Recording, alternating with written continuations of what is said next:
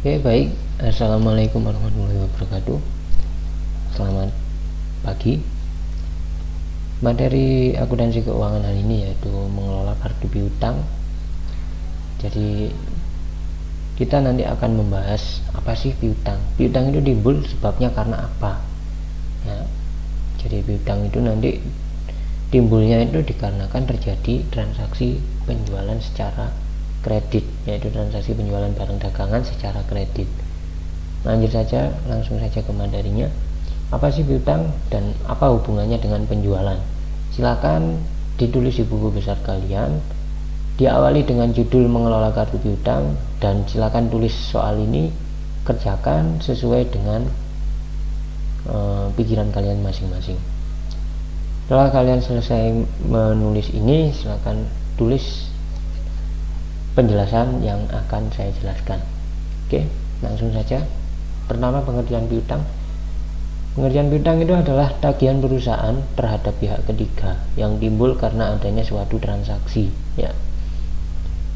Menurut SAK, piutang meliputi, SAK itu standar akuntansi keuangan ya. Piutang meliputi piutang yang timbul karena penjualan produk atau penyerahan jasa dalam rangka kegiatan usaha normal perusahaan. Oke, jenis piutang.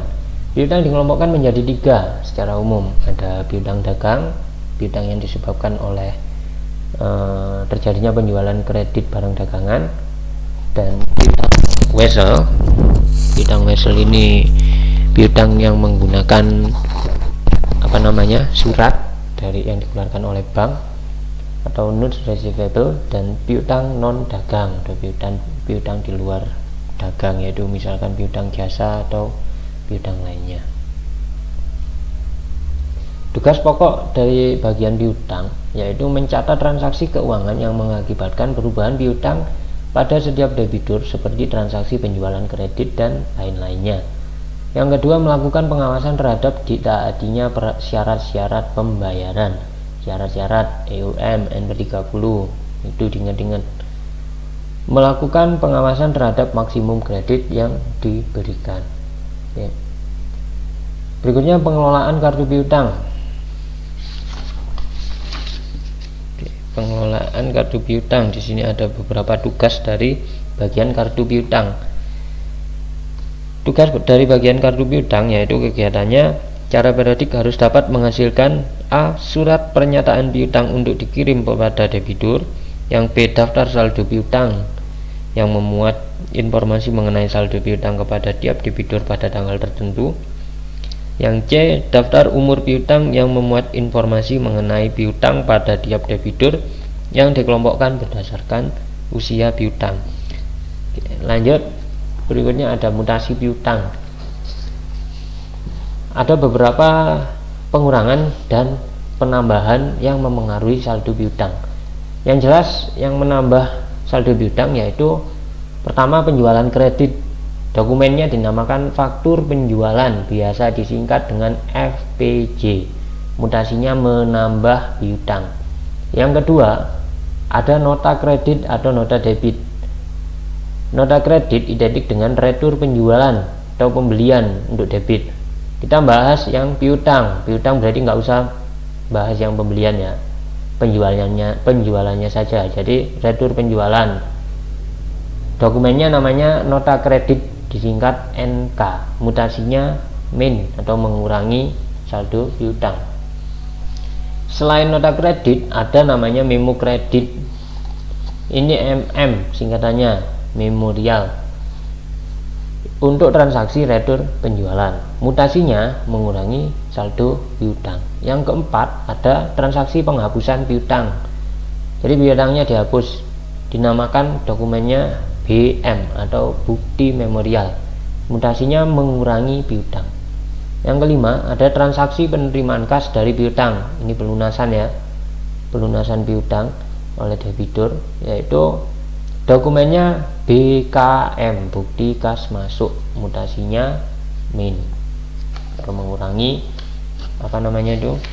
mengurangi piutang. Membukukan mutasi piutang ke kartu piutang. Oke. sekarang kartu piutang. Kemarin di kelas 1 kalian sudah tahu bagaimana sih bentuk kartu piutang ya.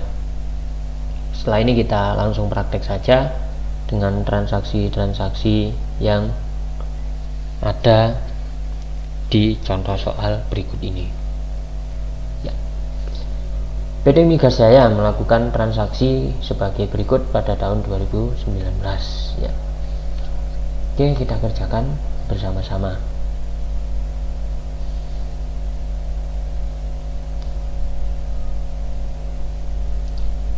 Setelah contoh soal ini nanti ada konfirmasi saldo piutang, jenis konfirmasi piutang, bentuk surat konfirmasi piutang, dan pelaporan rekapitulasi piutang. Dan nanti yang harus kita kerjakan, saya jelaskan dulu aja. Jadi konfirmasi saldo piutang, konfirmasi itu adalah surat pernyataan yang berasal dari perusahaan kepada debitur untuk memberitahukan secara langsung kepada akuntan publik yang memeriksa ikhtisar keuangannya mengenai benar atau tidaknya saldo piutang pada tanggal tertentu seperti yang disebutkan dalam surat tertentu. Berikutnya jenis konfirmasi piutang. Jenis konfirmasi piutang dibagi menjadi dua, ada konfirmasi positif dan ada konfirmasi negatif. Yang positif, surat konfirmasi yang dikirim oleh akuntan publik yang berisi permintaan agar debitur mengirim surat balasan kepada akuntan publik, baik itu disetujui maupun tidak disetujui. Itu yang positif. Kalau negatif, surat konfirmasi yang dikirim oleh akuntan publik kepada debitur, di mana pihak debitur meminta mengirim balasannya langsung kepada akuntan publik jika tidak disetujui. Bedanya di situ. Oke, selanjutnya ada bentuk surat konfirmasi piutang, nanti ada di format ya. Ada surat konfirmasi piutang akhir tahun, ada surat konfirmasi satuan piutang, ada surat konfirmasi faktur yang belum terbayarkan. Untuk yang akhir tahun ini keseluruhan jumlah piutang, kalau yang satuan piutang ini hanya beberapa piutang saja. Terus kalau yang faktur yang belum terbayarkan ini piutang yang masih belum lunas. Berikutnya pelaporan rekapitulasi piutang. Jadi setelah kalian membuat jurnalnya, membuat kartu piutang, lalu membuat konfirmasi piutang, yang terakhir adalah membuat laporan rekapitulasi piutang. Pembuatan laporan piutang ditujukan untuk memberikan informasi mengenai posisi piutang perusahaan dalam periode laporan. Oke, langsung kita praktek. Ini ada formatnya.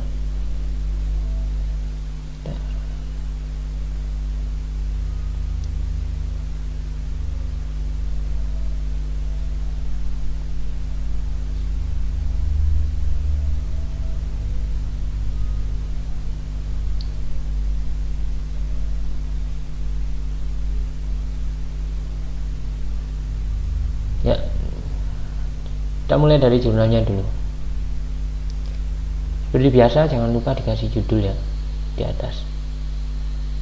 Oke, kita langsung lihat soalnya.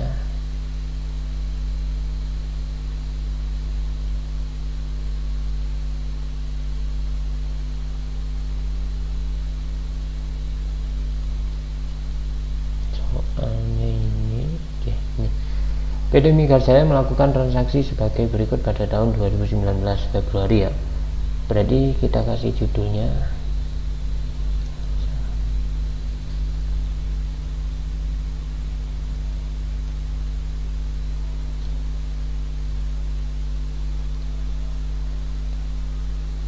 di Excel, kita kasih judulnya PT Migas Jaya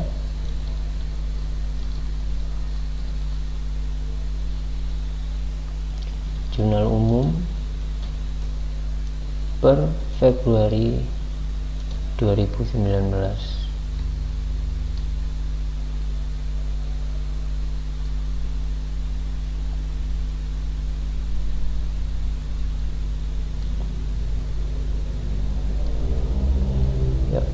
Kita ke tanggal yang pertama. Di sini ada tanggal 2. Tanggal 2 dijual kepada toko Surya barang dagangan seharga 15 juta dengan syarat N per 30. Jadi jatuh temponya N per 30 selama 30 hari. Maka jurnalnya akan berbunyi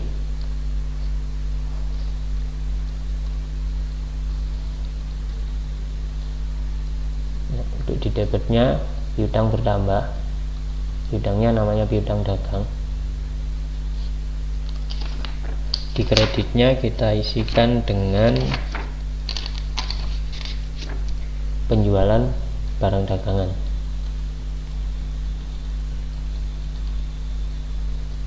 Nomor akun kita isikan 1102 karena golongannya aktiva, dengan penjualan adalah golongan dari pendapatan sebenarnya ya, jadi 4401 misalnya.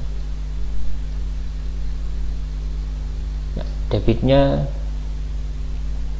15 juta tadi, kreditnya 15 juta.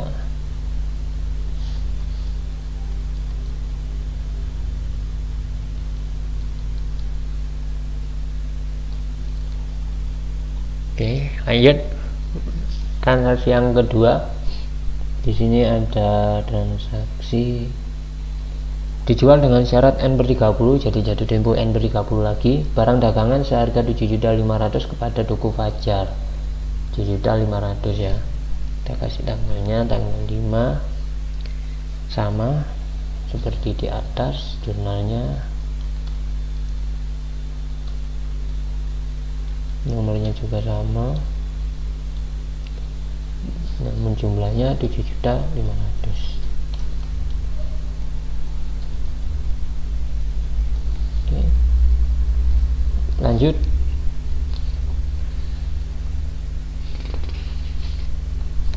Tanggal berikutnya yaitu tanggal 8, diterima kembali barang dagangan dari toko Surya sebesar 1 juta. Tanggal 8, jurnalnya retur penjualan pada piutang dagang.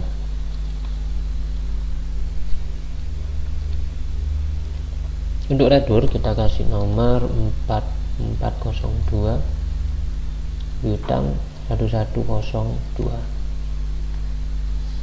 Nominalnya yang dikembalikan sejumlah 1 juta.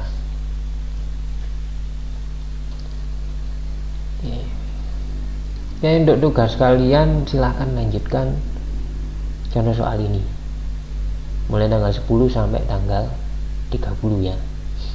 Oke, caranya gini, saya isi lanjutannya setelah kita membuat ini. Untuk transaksi yang ini tanggal 2 dan tanggal 8 adalah transaksinya toko Surya, sedangkan tanggal 5 adalah transaksinya toko Fajar. Jadi kita perlu membuat 2 kartu piutang. Kita langsung ke kartu piutang. Nomor rekening kita kosongi dulu, namanya kita isi toko Surya, alamatnya kita kosongi, syaratnya N/30, batas kredit dikosongi. Oke, selanjutnya di sini kita masukkan tanggal Februari, bulan Februari maksudnya, tanggal pertama, tanggal 2, keterangan di sini kita isikan toko Fajar. Bukan, maksudnya diisikan transaksi penjualan,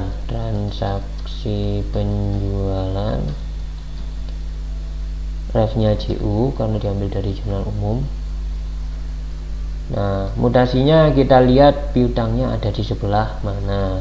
Piutangnya ada di sebelah debit 15 juta. Jadi kita masukkan, bisa pakai rumus, diginikan sama dengan ini 15 juta. Kreditnya kosong, saldonya debit. Nah, tanggal berikutnya kartu piutangnya berubah karena di tanggal 8 terjadi retur penjualan, piutang dagangnya sebelah kredit sebesar 1 juta. Kita masukkan juga sini tanggal 8 retur penjualan JU 1 juta di sini. Kita pakai rumus saja. Nah, saldonya berkurang. Ini kita kurangi dengan kredit karena debit ketemu kredit akan mengurangi. Ini sementara saldo piutangnya toko Surya sebesar ini 14 juta. Nanti yang toko Fajar silakan kamu yang membuat sendiri, silakan ini dikopas di sebelah sini atau di bawahnya. Berikutnya surat konfirmasi piutang. kita buat yang Toko Surya ya.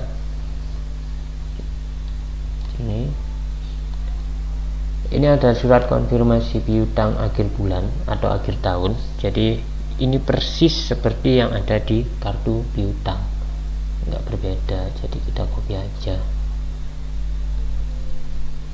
Maksudnya di sini dia melaporkan berapa sih jumlah piutangnya si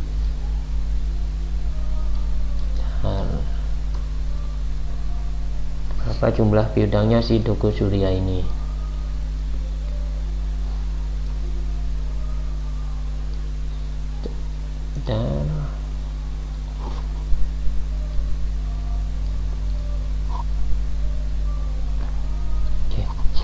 Sedangkan untuk yang satuan, surat konfirmasi piutang satuan, ini lebih menjabarkan ya.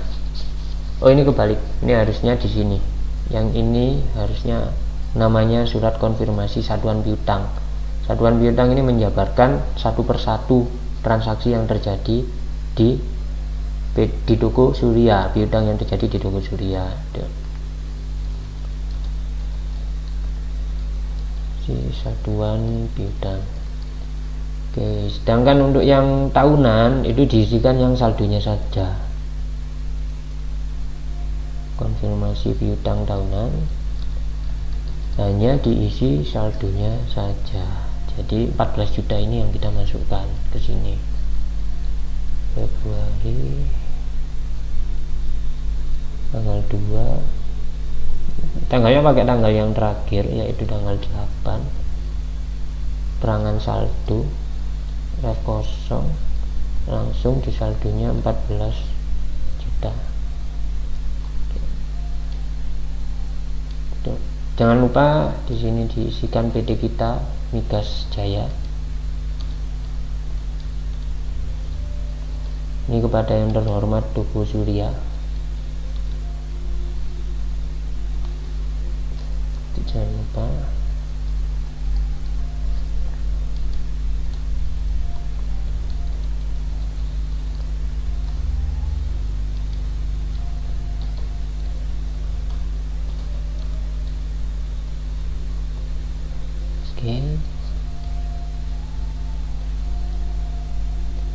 Oke, setelah itu untuk elemen terbuka, konfirmasi elemen terbuka, atau bisa dikatakan ini adalah surat konfirmasi faktur yang belum terbayarkan. Jadi di sini faktur yang masih belum terbayarkan adalah faktur yang ini. Nah, di sini. Nah, yang ini 15 juta karena kena retur sehingga tersisa 14 juta. Maka kita masukkan yang ini dulu, Februari tanggal 2.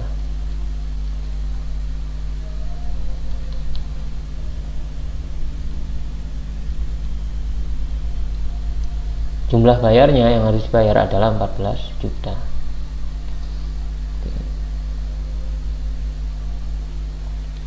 Itu. Setelah itu membuat namanya laporan piutang. Untuk laporan piutang, laporan mutasi piutang di sini jangan lupa diisikan tokonya Toko Surya. Periodenya Februari 2019. Oke. Nomornya kita pakai nomor 1 saja. Di sini, oh ini harusnya PT kita ya. Maaf salah ini. Ini harusnya PT Migas Jaya. Debitur yang pertama kita masukkan Toko Surya.